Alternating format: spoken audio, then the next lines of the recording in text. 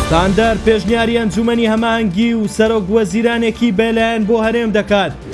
زەیدی دەگاتە واشنتۆن، نەخشەی نوێی عێراق لە کۆشکی سپی دەکێشرێت.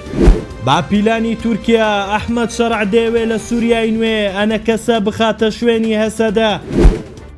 ئەوەندی شیکاری ستاندەر لە پەراوێزی هەوڵی پێکێنانی ئەنجومەنی باڵای پارتە سیاسیەکان لە هەرێم ڕای دەگەێنێت. ئەم دەست پێشخاریانە ناتوانن هەرێمی کوردستان لە چەکبەستووی سیاسی ئێستا ڕزگار بکەن، چونکە خۆیان لە کێشە بنەڕەتیەکان دەدزنەوە.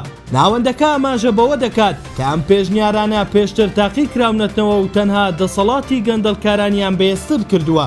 وەک جێگرەوەی ئەوە ناوەندی شیکاری ستاندەر دەست پێشخەریەکی ڕاگەیاندووە کە ئەم شەو بڵاو دەکرێتەوە. تیایدا پێشنیاری پێکێنانی ئەنجومەنێکی هاوشێوەی چوارچێوەی هەماهەنگی عێراق دەکەن کە تێیدا هەمووان بەیەکسانی بەشدار بن و سەرۆک وەزیرانێکی بێلایەن دابدرێت. ستاندەر جەخت دەکاتەوە کە پێویستە فۆرمی هاوپەیمانی نێوان لایەنەکان لە نمونەی یەکێتی و نەوەی نوێوە فراوان بکرێت، هەموو لایەنەکانیش لەسەر بنەمایەکی گشتگیر ڕێک بکەون تاوەکو لە ڕێگەی میکانیزمێکی نوێ یەکسان و بەرپرسیارەتیەوە پشتیوانی سەرۆک وەزیرانێکی سربەخۆ بکەن و ئەمە ببێتە دەواازەیەک بۆ تێپەڕاندنی قەیرانی سیاسی هەرێم. عەلی زەیدی لە یەکەمین گەشتی فەرمیدا بۆ واشنتۆن لەگەڵ دۆناڵد ترامپ سەرۆکی ئەمریکا کۆ دەبێتەوە.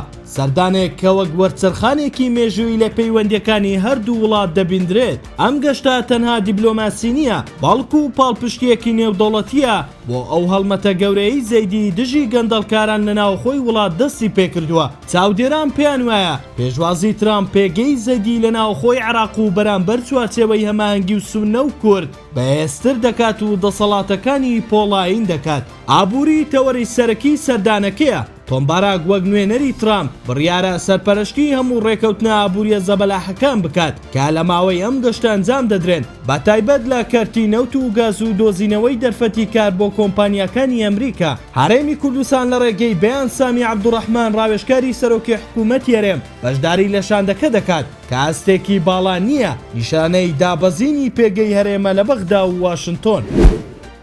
بەپێی راپۆرتێکی کەناڵی ئەلحوڕەی ئەمریکی، ئەحمەد شەرع بەپێی پلانێکی ڕوونی تورکیا لە پەرلەمانی نوێی سووریا پرۆژەی پەراوێزخستنی هەسەدەی جێبەجێ کردووە. راپۆرتەکە دەڵێت شەرع لە پەرلەمانە نوێیەکەیدا نوێنەراتی هەسەدە و ئیدارەی خۆسەری ڕۆژاڤای وەلاناوە ئەنە کەسەی وەک تاقا نوێنەری کورد جێگیر کرد. کەناڵەکە دەژڵێت ئەم هەنگاوە جێبەجێکردنی خواستێکی تورکیایە بۆ تێکشکاندنی خەونی ئۆتۆنۆمی و جێگرتنەوەی هەسەدا بەلایەنێکی سیاسی کە زیاتر لەگەڵ ئەنقەرا هاوئاهەنگ بێت. تورکیا دەیەوێت لە ڕێگەی شەرعەوە شەرعیەت لە هەسەدا وەربگرێتەوە و بیداتانە کەسە کە ڕێی ئەنە کەسەش نوێنەراتیەکی لاوازی کورد لە دیمەشق دروست بکات.